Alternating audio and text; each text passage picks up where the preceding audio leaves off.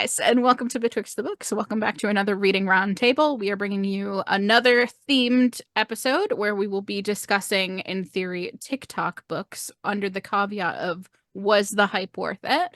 That could mean a couple of different things for folks, whether it's from a list of TikTok books, they saw it themselves on TikTok and wanted to read it, whatever happens. It's just the idea being that there is this quite recent modern trend of a lot of books being sold via the vehicle of reviews over TikTok, which even YouTube hasn't seen the likes of, really. Like the volume that TikTok is able to sell books is very different.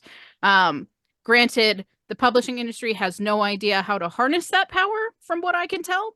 They have tried and failed many times, but there's still just a new smutty romance book of the month every single month that sells ridiculous numbers. So TikTok is really good for that, at least. So we've all picked up a TikTok book, and we're going to talk about that today. But we have some new friends and some old friends joining us for this. So let's do our normal thing of going around and introducing ourselves, and talking a little bit about like who we are as readers. So maybe you can see who you might align with taste-wise. Because the point is that we find other people who have other interests talking about the books that they like or that they have read. And not just Gretchen and my taste every single video. Maybe that's what you're here for. I don't know. But we always start with Gretchen, so I'll let her go first. Hi, I'm Gretchen. Actually have not been on the channel in a really long time. One of the reasons for that, one of the many, many reasons, I'm currently wearing a walking boot. I'm not going to show you because I'm also wearing pajama pants, and those will stay my secret, that pattern. But like life is crazy, and I'm pretty exhausted by it, to be honest. But I am excited today to talk about a book, talk with friends. Normally, I feel like since I usually review my romance novels in like individual reviews, when I come to a reading roundtable, I've usually brought a nonfiction book as long as it fits the theme. I have not. I actually read a TikTok book that is a romance novel with the caveat that I don't have a TikTok. I do not tick nor talk. I know this is a TikTok book because Michaela has a TikTok.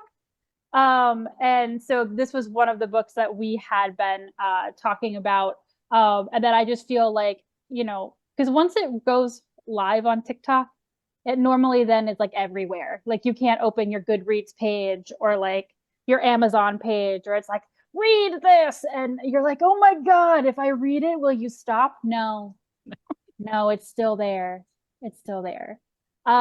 So yeah, I'm as a PhD student focusing on American history. I read American history and also smut. That is me as a person. So yeah.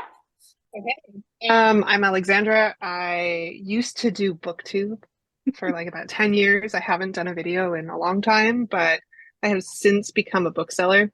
So I predominantly work with children's books, but there is the overlap with the teen department.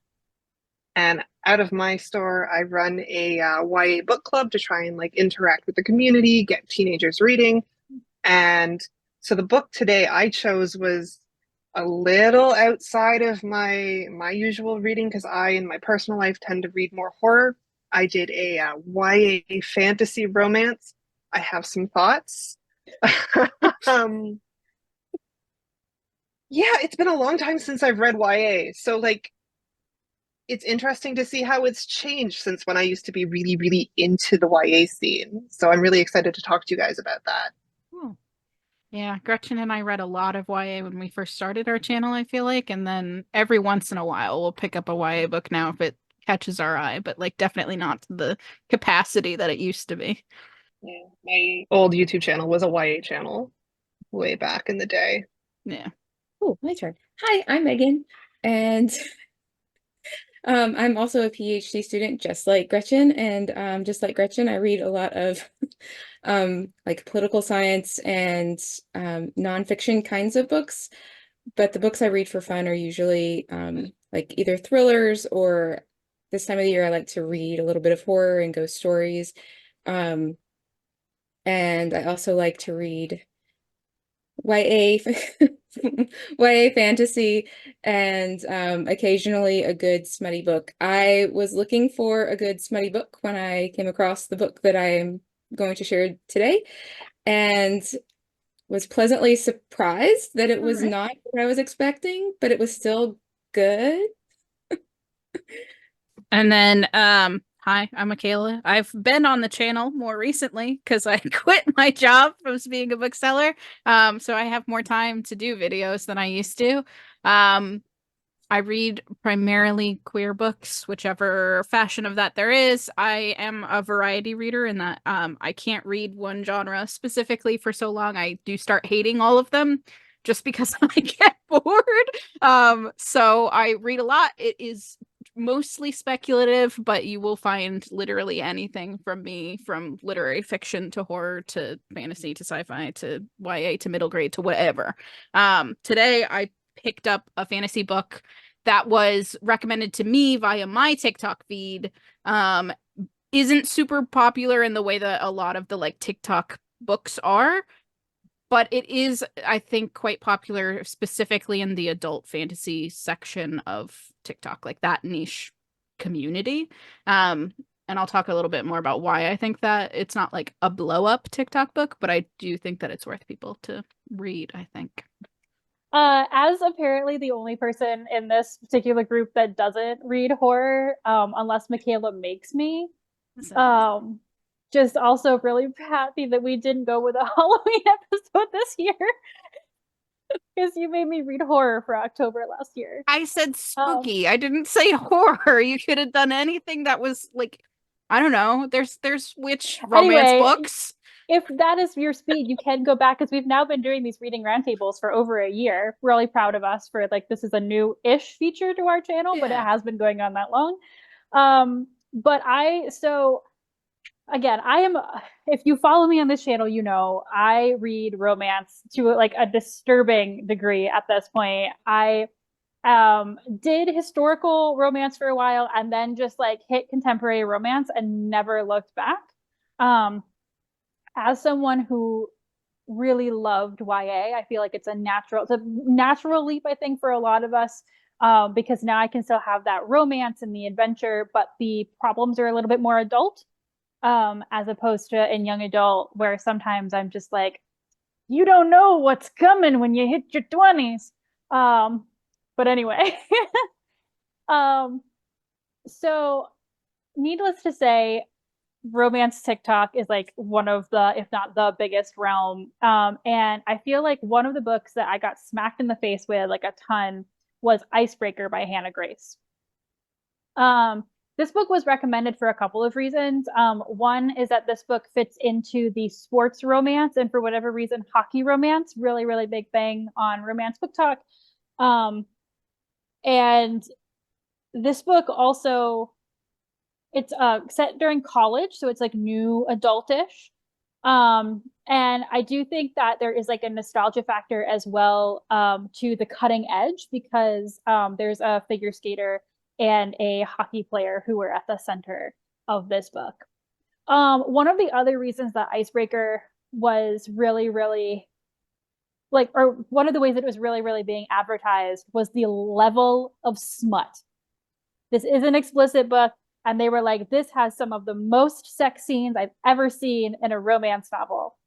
And you look at the cover and it's like these really pink, like purple and blue pastels. And then they're like, smut, smut, smut, smut, smut. And I was like, okay, all right, I'll read this. It's fine. So it really is honestly kind of like the cutting edge. There is the female figure skater who is gets like her and her partner start to have issues. She's in pairs. And he gets hurt and she needs somebody else to train with. And she ends up connecting with a hockey player and they fall in love.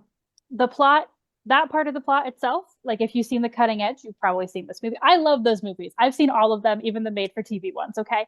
I love them. But the reason that there is so much smut in it is because when the book starts, she is in a friends with benefits situation with, I believe, a basketball player. He's also into sports in some way, I think. And so like within the first couple of chapters, there's already like them having sex. And I was like, okay, like that's fine. It's like pretty normal sex scenes for a romance novel. It's not like smut, smut, smut, smut, smut. I was like, okay, this is smut. Like, okay. Um, I will say one of the amazing things about this book is that I was like, oh God, so she's in this friends with benefit situation. Her male partner is clearly also like jealous with her, and then there's gonna be this hockey player, and it's gonna be like this love like quad, and I hate that. Um, her friends with benefits is an amazing character in this book. He's probably honestly one of my faves because he sees her like really starting to have a thing with a hockey player, and he's like, yeah, I'm gonna let you do this. And I'm gonna support you in this. I'm a wingman you in this. But like I'm gonna go and I'm gonna let you do this. And like so they stay friends. And he's like really is genuinely like supportive of her and friends with her. And I was like, what a mind-blowing way for like a book in college to handle this because normally I just feel like it's like drama, drama, drama. And they were like, no, like you can just have like a casual relationship with someone and then that can end and you can still be friends. Like it doesn't always have to be like ridiculous. Yeah. Um, I'm here to tell you that this book was absolutely fine. I did not deeply love it. I did not dislike it. I read it and I enjoyed it.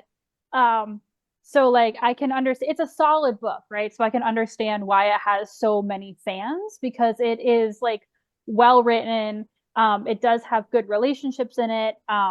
It fits a lot of the tropes that are going on. But I am still so so flummoxed by the people who were like, this is some of the most sex scenes I've ever seen in a romance novel. I don't know if these people have ever read a Kindle Unlimited romance. I don't know. Like, I they've clearly never read a dark romance because this was all fairly vanilla sex scenes. And again, maybe that's not what you want to read. That's fine. I'm not telling you what to read, but I'm just like the reviews on this. I was like, okay, because I've read like Christina Lauren, who is a romance author who's two people. Their names are Christina and Lauren, and they publish under the name Christina Lauren. And they have a series called the Beautiful series, and the first book of that is called Beautiful Bastard. And like literally in the first chapter, the two main characters are having hate sex in a stairwell. And that was one where I literally went, fool, because that just seemed very abrupt. Wild choice to open this book. It was just like, this is, and it's just like, it's in public. They're at work. They're in the stair. I was just like, oh, this is a lot real fast. I love that series. It's amazing. But I'm just like, yeah. So I'm not saying that anyone who liked this book, like you could go out and read it. There's going to be a series now. One of the characters I really, really liked is clearly going to get their own book. I think there's actually 3 books out in this series now that you could read. But I'm not like running to go get it or anything. But yeah, I just like the level of smut in it has been greatly over exaggerated. So if that's why you're reading it, just go to Kindle Unlimited, man. Do you think they meant by like number of scenes versus like the content of the scenes? Is it that there is a large number of sex There's scenes? not though, not abnormal. I mean, Okay. yeah, okay, so maybe if you think about it like in a normal romance novel, right? They spend at least 50% of the book like getting together and then only the sexy scenes can only happen after that usually. Like, okay, yeah, she's having like a sexy time in like the first chapter of the book, sure. But like I've also just read like romances where after they get together, I don't know what the plot of the book is anymore. They're just banging. Like that is the plot now. It's just banging. And I'm just like, what wasn't I reading a book? Like wasn't there what happened here? I don't know. It feels like it's a fairly they're more equidistant. Yeah. It has more equidistant smut. I don't know. Okay. Be like the number of partners, maybe? Is she involved? There's only 2. Oh, that's nothing. Standard. That's right. Okay. So with Icebreaker specifically, I have like a very specific memory of a mom with like a middle school aged kid coming up to me, and the kid wanted to grab Icebreaker, and the cover of this does not really say, hey, I am sexually explicit. And the mom asked, like, hey, my kid wants to get this. Do you think that she should get it? And both me and my lead bookseller at the time were like, no.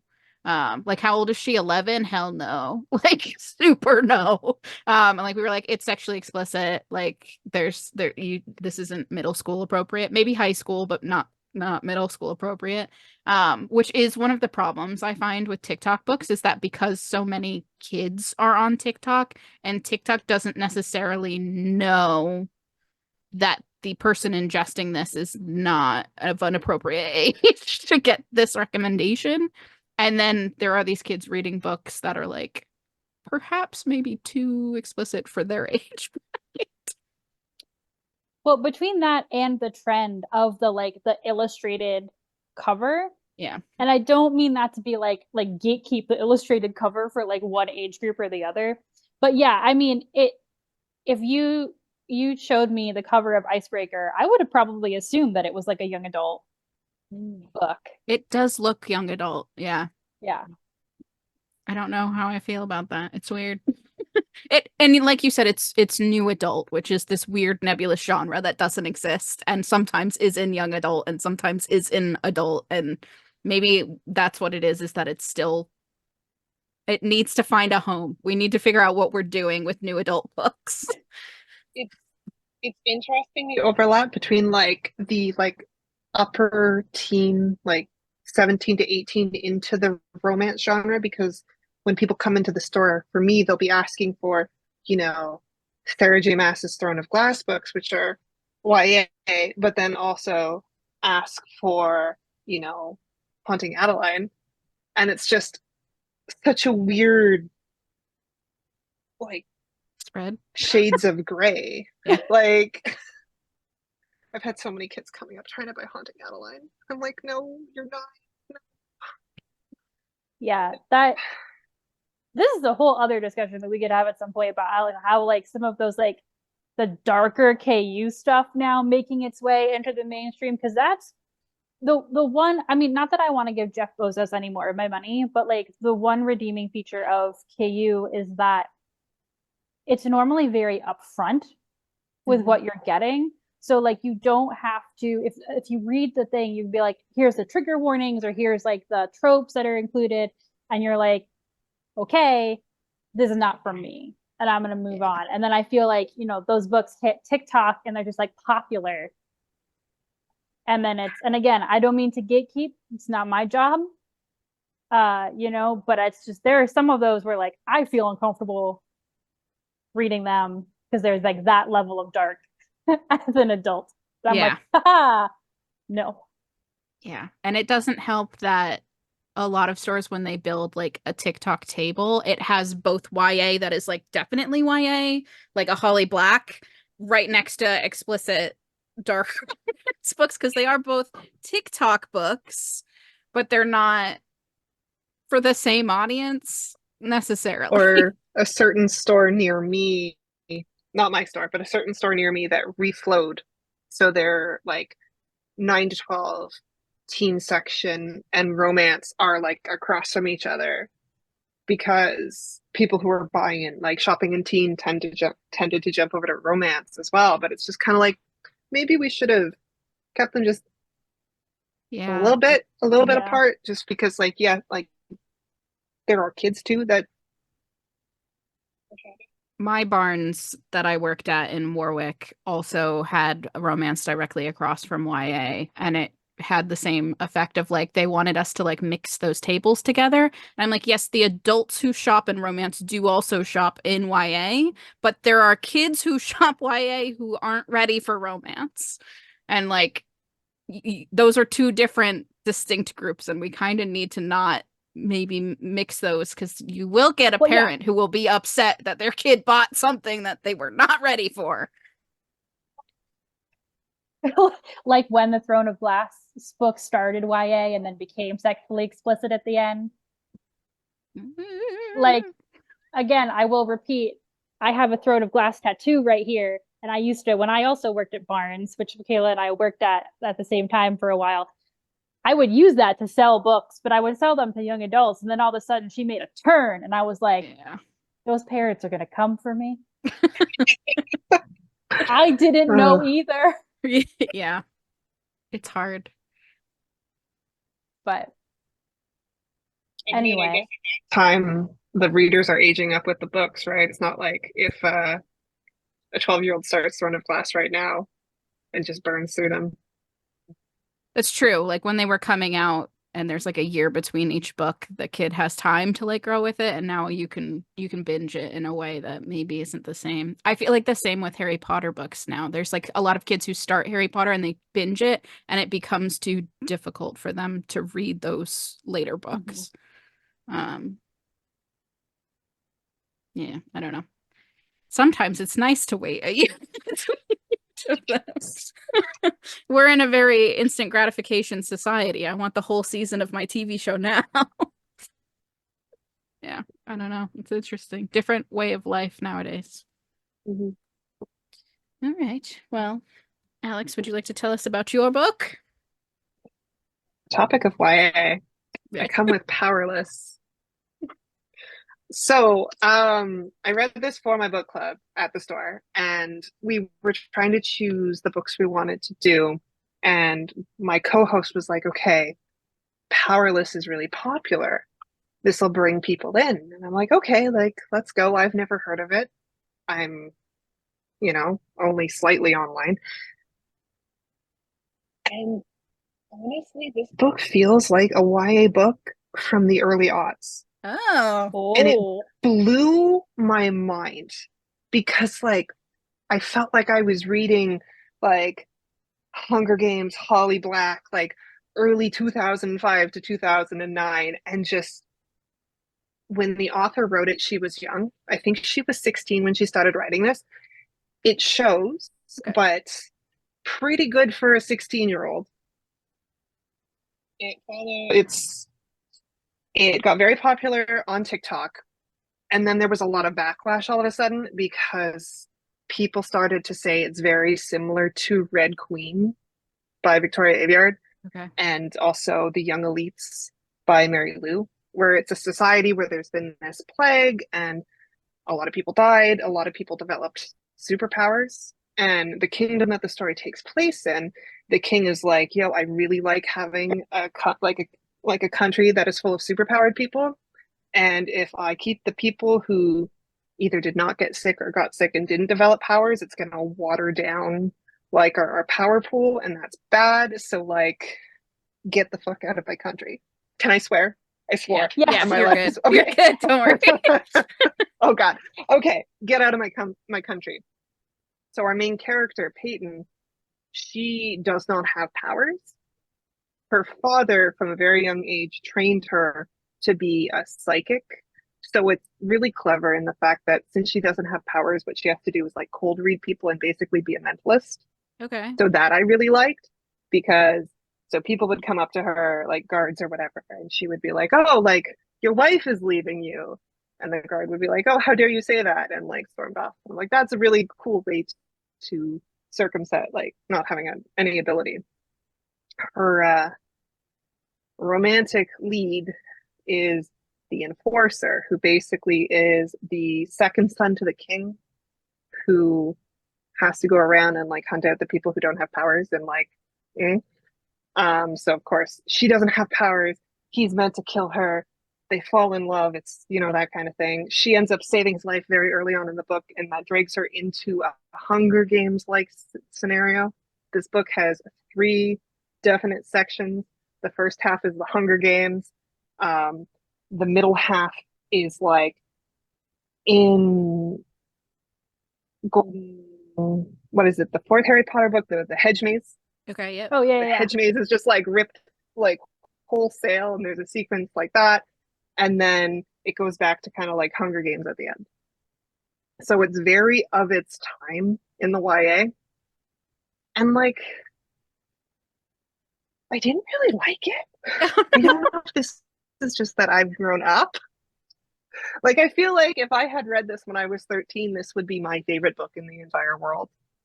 The dialogue is a little bit cringy. Like the I listened to the audiobook, and the guy who was reading like the male part was just I found myself turning the book off because I would just like I couldn't do it. Like he'd be like, "Oh, like my darling," and I'd be like, "No, ew, get away from me." Um, like Oh no. if I open it, oh no, I was just hoping that I could find like a cringed line just by opening up this book, but no. But so we ran the book club, and one of the kids was like, "But you have to read the next one. You have to read the next one. The way the next one ends, it's like such a good cliffhanger. Like you're." So I have no plan on reading the next one, and I went and I spoiled it for myself, and it there's nothing in this book series that will surprise you. Okay. It is very paint by numbers. But if you want to go back in time, this is a fantastic time capsule. Interesting. It'd be a Okay. comfort read. So when was it actually published? Is it like It was very recently. I know at least the second one I think just came out this summer. Like it Okay. like literally. The second one, and there was a novella. Text is 2023. So, okay. yeah. Well, because like sometimes I'm like never quite sure with TikTok because like sometimes it like when it brings back like the Song of Achilles, and I was like, what is happening right now? Yeah. But yeah, that is wild to me. I mean, as you were talking, I was like, oh my God, the nostalgia factor that you just evoked. It's so funny to me that there was like a backlash though, because I mean, listen, we specifically lived through the YA age where that was every book. Yeah. There was literally just like every single one. I think that's what I told my co-host. I'm like, I lived through the dystopia wars. I saw it end with Divergent. Like I saw that happen where everyone was writing the same book. Like I can see why people compare this to Red Queen because the main character has two love interests who are brothers and they're princes, and one of them, the one that seems the more like, you know, put together, is actually extremely unstable. So it's very I see the comparison, but like They're tropes at this point though. Like you can't say yeah. that a trope is wholesale stealing something necessarily. Are they still doing love triangles though? Because like that's really, can we get rid of that? Have we not moved past this? No. No. I will. I think the most controversial take is this book is horny in the way like a teenager is horny. Like it's like up to like it reminds me of the fan fiction I read when I was like 16. Yeah. I just I don't can't. know how else to invoke Yeah, that like feeling, you know? Like and like just like the love triangle. Like if we could have left anything in the dust, could it please have been like I have to save the world, but how will I choose between boy with brown hair and boy with slightly darker brown hair? Oh no, this is so difficult, and the asteroid is heading towards Earth.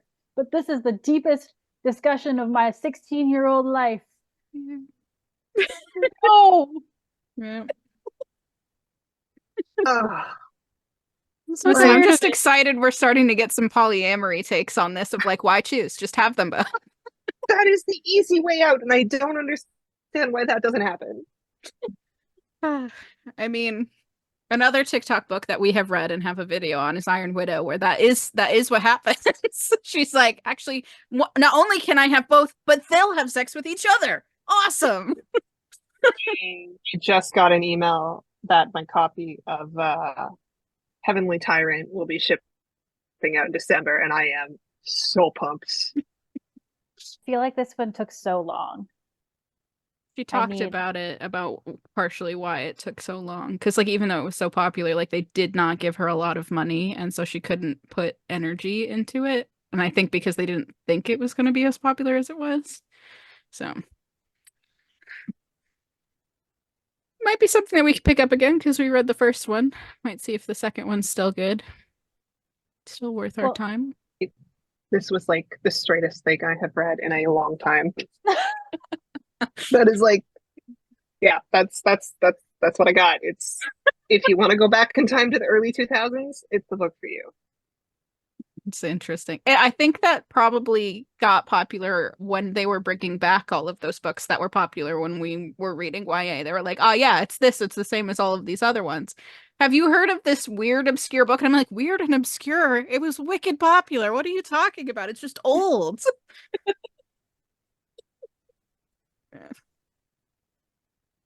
Don't mock my culture. I was there for the YA booktube situation. Yeah. There's still people, I'm on a Discord with some booktubers. There's still people who are like, yeah, I can only find YA stuff on YouTube. And I'm like, yeah, it's all the popular channels are YA, but like I promise you there are people doing other things. You just really have to look for them. Yeah. And then there's us who just randomly chooses to do whatever. Variety. It's important. It's the spice of life or whatever. All right, so far we have a meh and a time capsule. Okay. Megan? Not worth the hype. Not worth the hype. So I will apologize for my partner in crime here with me who keeps getting in my face. So this is Fitz. Fitz likes to read with me every day. We read together. And he's been reading this book that I'm about to tell you about with me at night. So I'll start with a brief story of how I got introduced to The God of the Woods by Liz Moore. And it was not through booktok. In fact, I did not know that this book was hyped until months after I first encountered it. So there I was on a road trip with my husband, and we like to listen to audiobooks while we're on our road trips together. And I saw the title and I thought, this is going to be some delicious fairy smut, and he's my captive. And so I'm going to make him listen to fairy smut with me. And he's like, okay, fine, let's try the sample. We'll see about the sample. And immediately, I could sense that this book was not going to be that. So The God of the Woods is actually a mystery about a family that lives in the Adirondacks. And It's about you, Gretchen, actually. Was it? So I've been meaning to talk to you about this, Gretchen, because I feel How like is this the first understand you time more I'm now. hearing about this? So it's about this family who owns a summer camp in the Adirondacks. Yeah, I know. He's holding And out on you. For those who don't know, my parents own a restaurant and a lodge in the Adirondacks, where I grew up. No. I'm Hence the just face. As a Canadian, whereabouts in the States is that? Upstate So New it's York. like, Yeah. yeah, right under St. Lawrence. Like it was easier for me growing up to fly out of the Montreal airport than out of an American airport. So, sorry, So- Megan. Oh, no. You should have warned me. I'm sorry. I really should have told you, but I kind of wanted to surprise you that I've been reading a book about your about your place. And I'm going to thank you for not being Barbara who is the main character of the story. It was only after I started listening to the book with my husband that I realized that, number one, this was not going to be the fairy smut that I was looking for, and number two, that it's an actual work of literature and not the Kindle Unlimited things that I sometimes read. Then I discovered that it's on Jimmy Fallon's summer book list, and it was also on President Obama's summer reading list. Oh. And I will do whatever Barack asks of me. And so I was, sure, sir, I will read this book if you tell me that it's good. So my partner did not read it with me, and I downloaded the book later, to read on my Kindle. Anyway, so the story starts with a girl named Barbara who is at a summer camp. And all we know is that Barbara is the child of the people who own the summer camp for young teenagers, like 12, 13, 14 years old. And overnight, she's gone missing. Oh. And nobody knows what's happened to Barbara. And the story unfolds over several chunks of time.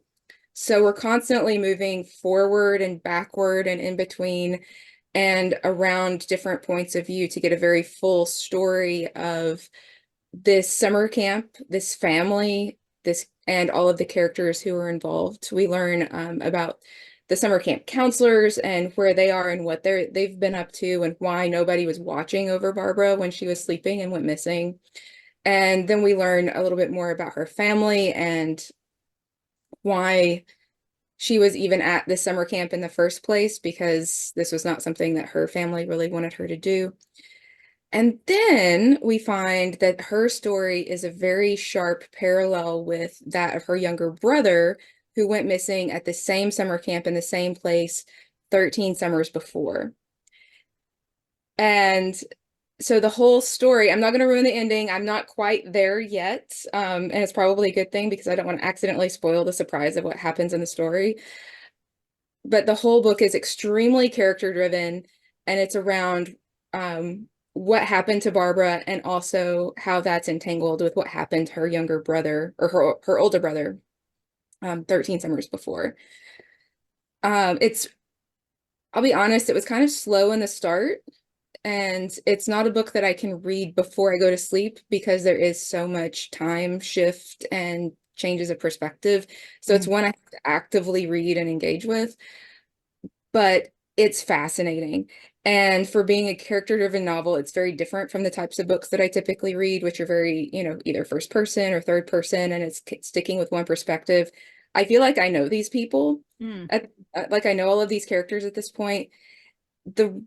It's in that way, it kind of reminds me of like a Stephen King book where you get inside the head of all of the characters, except the writing is better. Okay. Yeah.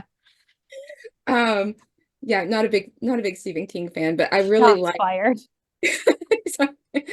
This is better, I think better character development than what you would typically find in like a Stephen King book. But we're exploring in the story, we're exploring a lot of the roles of women in society, specifically the roles of children in society, and how they're viewed in this patriarchal system. And there's some social commentary on social class and race and gender, and really fascinating read. Highly recommend. It is worth the hype. President Obama did not steer us wrong. Okay. Jimmy Fallon was right. Whoever thought I would agree with Jimmy Fallon. Oh no. Is it speculative or like magical realism, or is it purely mystery, like real world, there's nothing magic going on, it's just like a kidnapping type situation? It's purely real world kind of situation. In fact, I was very curious as to whether this story is based on a true event, because there is so much feels very real. Feels very, very interesting. I think it was also Barnes & Noble's book club pick for July. Like Barnes & Noble does book club picks every single month, because if it's the green one with like pink like ooze on the cover, if I'm thinking properly, is it that one? Yes. Okay, so then yes, I think it was like right before I left. I was looking at that one, but I didn't need to pick it up because I wasn't staying to work for the company. It's worth checking out from the library, I think. Okay. I did buy it on my Kindle because I just couldn't wait. And I considered listening to it, but I think this is one I actually would rather read because of all the shifts that are happening. It's kind of helpful when you look at it on the page. Each chapter, there's a timeline to show you exactly where you are. Oh, nice. Super helpful, because we're talking between like 1950s, a couple of time frames in the 1960s, and then later in the 1970s. Okay. Um, yeah, so that's been very helpful for me to keep track of exactly where I am in the timeline. Interesting. Yeah, books like that, for the same reason, sometimes drive me up a wall. 'Cause I'm just like, when am I? Who am I Where following? are What's we? happening? Yeah. Yeah, Yeah, I I very don't. often find myself wondering in this book, like, why do I need to know this perspective of this character? Like, why do I need to know that this mother went to this child's room 3 times in one night and that she was assaulted? Like, why do I need to know that? But I then find later that actually is important All to the right. story. Yeah. Yeah, I can't blame you for not wanting to read that directly before bed either. I would just be like, nah, there's no more sleeping in this house. No, that's been my after dinner book, and my before bed book is Jurassic Park right now. We're just going totally opposite. It's fair. I like it. All right. Interesting. See, I don't normally do historical fiction unless it is like pretty late into the 1900s, so I might actually like this one because it's in a time period that I'm okay with hanging out in. Yeah. If that makes sense.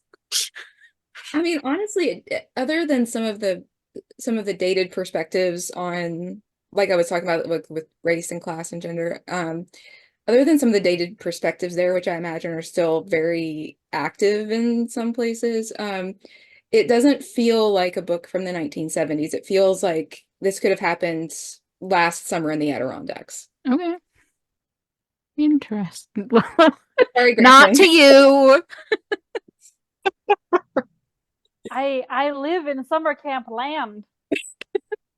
See, it's funny to me because I feel like if this book was set in Appalachia, which is the same mountain range, it's just farther south, it would be possibly speculative because there's a lot of like creature Yeah. mythos in that area, whereas not so much necessarily in the upstate New York area. Do you guys have Excuse me, we have Champ. Oh, please tell us all about Champ. So, the my part of the Adirondacks is separated from Vermont by Lake Champlain. And there is a deep-seated belief that there is like a mini Loch Ness monster in Lake Champlain whose name is Champ or Champy. It's like a whole thing. Also mountain men, Bigfoot dish type of a thing. I mean, I'm pretty sure once you live out far enough and like there's more deer than people in your town, like you got to start telling yourself some stories because it's just like it's dark out there Yeah. for sure. See, what So, but I yes, get in Western Massachusetts is aliens. We have aliens out here. Yeah. Yeah. Less Yeah. less of a like a natural cryptid and more of a oh no, it's aliens. There's been some like I've watched episodes of Unsolved Mysteries about this. Yes. Literally. y'all, I want to sleep tonight. Look, Oh, I don't know what Rhode Island has now that I'm out here. I don't feel like there's really much out here. I mean, angry Puritan ghosts. Don't say that. I live in Western Mass. Don't say that. angry Puritan ghosts. No. I'm like, I don't know, like Lovecraft's from here, so I guess we could call all of the cosmic horror from Rhode Island. Fish people. Yeah. We call Lovecraft. I don't know. But yeah, Okay. it's interesting to me. Yeah. I was like, this could have been like a gothic book. Like it's like the plot of it could be, but it's Well, not. and I thought for sure when you said 13 years apart, I was like, witches. Something. Ooh. The 13th son. I don't know. Unless there's some sort of twist that's coming that it like out of left field, it no. No. Yeah. Sometimes the monsters are the people, and that's okay. I think that's kind of where Liz Moore is going with this for sure. I have my Right. ideas about who done it, but All right, so we have I'm still gonna say like a is book. That's mine. Is book. Not worth the sex hype. Not worth the hype. Worth the hype. Michaela, bring us home. I'm gonna say this was a 5-star read for me, so mine was worth the hype, Woo! but it also is not for everyone, and I recognize that. So, I read The Spear Cuts Through Water by Simon Jimenez. Um, Gretchen can attest that I, in particular, like books that do weird things with language, either through structure or whatever else. And this book is one of those books. Like, I have never read another book that is structured the way this one is written the way this one is. It uses first, second, and third person point of view for various things throughout the book. It is quite literally a dream. And because it is a book of a dream, it does not necessarily flow in the way that a narrative should or normally does. And I'll talk a little bit more about that in a second. This is one that I would say I listened to it on audio while tandem physically reading it, and I don't think that you can just do the audiobook. I think you will get confused. So if you are normally an audiobook person, having this around, maybe even just for the beginning to sort of get a feel for how it's structured before just listening to it might be worthwhile. Or reading it physically in general, because it is structured weird, and I think all of the changes in tense, in perspective, and all of that stuff will become too confusing just in audio. So I'll give that to people who don't know. Like the plot of this one is basically a 5-day road trip in a fantasy world. Like basic, that's like if you ask me what it was, that's what happened. But it opens with the second perspective of you do this, you do this, you do this. And it talks about how you, the character, you are remembering this story told to you by your Lolo, which is like a grandmother figure about this space between waking and dreams where the child of the water and the moon has created a theater, and you can only access this theater when you're dreaming, and you get to watch a play put on by characters, and then that's what happens.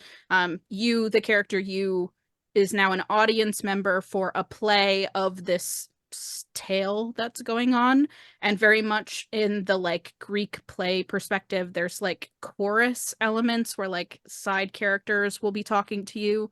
So there's the second perspective you, which is you the reader, but also you the character who has this thing.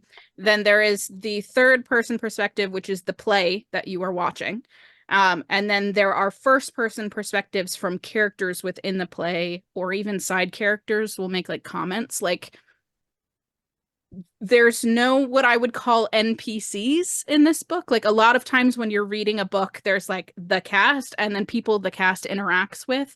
Like even the people that are like a random soldier will give you a perspective and say something about what they're thinking and what's going on in their lives in a way that you don't normally get. So you feel like these are all people who are living lives and doing things that happen to be touching each other instead of just vehicles for moving a plot along, or for helping your main group of protagonists.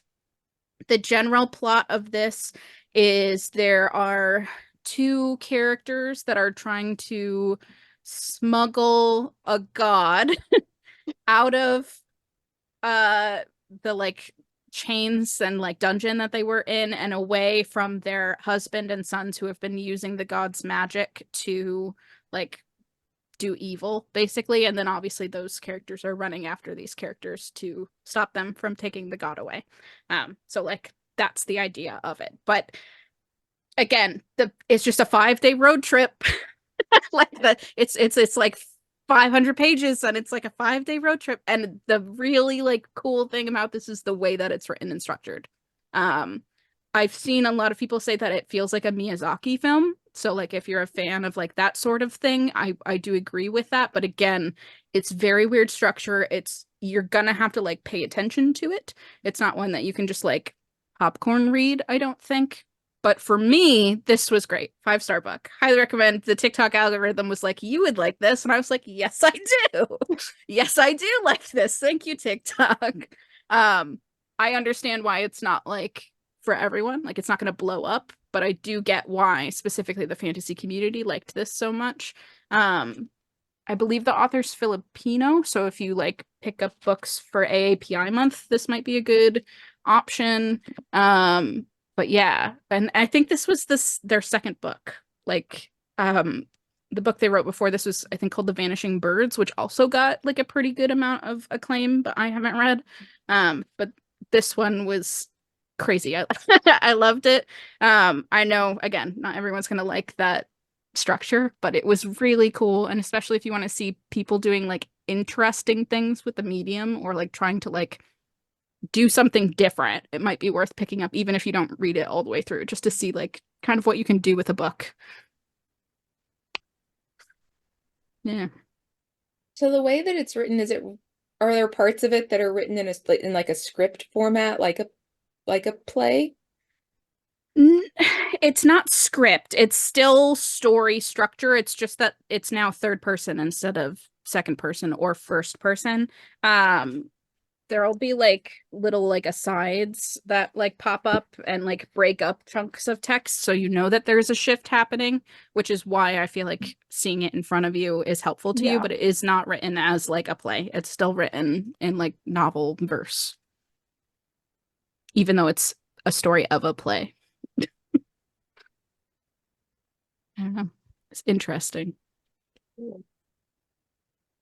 There was like a beautiful moment when I feel like people like what was that book that we read for a very early book club episode, but it was like the book with the words cut out. Tree of Codes. Yeah, Tree of Codes, thank you. And it's just like, so this is a book we read this almost 10 years ago, I think, when we started the channel. I think it was in our first season of Bibliomancy for Beginners. And it was literally someone had taken another book and cut out words and made a new book from the book. And when you bought the book, they like printed it with the holes in the pages. Yeah, so if you think of like blackout poetry, but instead of like blacking it out, it's like physically like die cut off of the page. So like the page will be like mostly nothing with like floating words here and there. And then it's weird because like some words then would like come through the holes too. But I just feel like there's something about like trying to replicate the latest new like sad, right? That like it's like when we survived the dystopian war and everything was just that. Yeah. And it's like, why can't we go back to realizing that like books are like I mean, I get it. They have to do like audio things too, but like when you have these print artifacts and you can do things with them and do things on the page. That's why one of the coolest YA series I ever read was the Illumini Files. Which is and that got a full cast audio too. So apparently the audio on that is really good, but like, you know, that same thing of like when books do these cool things, it's like, why don't we try to do something different instead of just repeating the cutting edge again? And TikTok has put forward, like, I feel like House of Leaves got really popular, as well as S or Ship of Theseus, depending on how you're going to do it. Both of those got like revitalized because of TikTok for that reason, that they were like, here's like books doing weird things with the structure of a book. And this one is definitely along that line as well, of like, we're going to try something interesting. It's less with the like physical space in the way that a postmodernist book would be, and more so with like breaking the structure that you expect from a book. Like you pick a perspective and that's your perspective for the whole book. Like this one's like, no, I'm actually going to use different perspectives, and each of those perspectives is going to indicate like what part of the story you're looking at, or like how deep into this like tier that you're looking, where you're like the farthest out is you, and then we go into third person for like the play, and then even further into first person for a character's perspective. Yeah, I don't know, it's definitely interesting, and again it is I feel like it definitely captures that like dream quality where like you can kind of float around what's going on and get more information than you would in like a normal linear story progression. Yeah. That's what I mean, though. That's something that the power of the book has, right? Because Yeah. when you watch a movie, right, Yeah. your view is just like where the camera is, right? In a book, you can be outside, you can be inside, you can be Yeah. above. I've I seen don't know, man. Patrick Rothfuss talk about how TV really changed the way that writers write books because they write books as if they're filming a TV show instead of writing a book, which can be really freeing based on its structure. You don't have to just look at things this one way. So, yeah. I liked it. I thought it was worth the hype, but it's not hyped in the same way. In the same way that like some of these TikTok books are. It's not hyped by the general masses. Was hyped to you. It was hyped to me. I did get several people who were like, this is one of the best books that I read all year, and I agree. 100%. Well, I mean, that is a great way to end too. I think we've kind of like we've gone full circle of like it just got better as we went along here. Again, Yeah. don't mean to say bad things about Icebreaker, but like it is book. 3 stars. Yeah. With TikTok and everything, how it's very like the trends are really mass appeal. It's really cool when you do find that one TikTok person who has your like very specific interest set and you're just like, okay, I trust you Yes. because you that's like one of my favorite books ever. So like Yeah. I feel like too, the genres that tend to get popular through the TikTok algorithm are ones that are already mass appeal genres. Like you're with the exception of like every once in a while they'll throw a literary fiction out there, but even then literary fiction has mass appeal in the like literary nature of it, right? Like a lot of people want to ingest the topic of it, I guess. Like it's you don't see horror going on the TikTok lists really because it's so specific to a certain type of reader. Whereas I feel like romance is like a mass appeal genre. Not that every romance book is mass appeal, but like those are the books you find in grocery stores, right? Like that sort of bone of thing. publishing. Yeah. Yeah. Yeah, I don't know. It's interesting. YA, same thing, mass appeal. I don't know. It's a weird thing. Publishing doesn't know what to do with it. Yeah. Well, and hopefully too, it can continue to do some things like when it did bring back Song of Achilles, like to bring back, you know, not just. I remember, I mean, I got so done with YA BookTube because I would open all of my like the people that I followed, and it would all be the same book. It was all just like Passengers by Alexandra Bracken because like it was just like we were all like supposed to be like promoting the same book.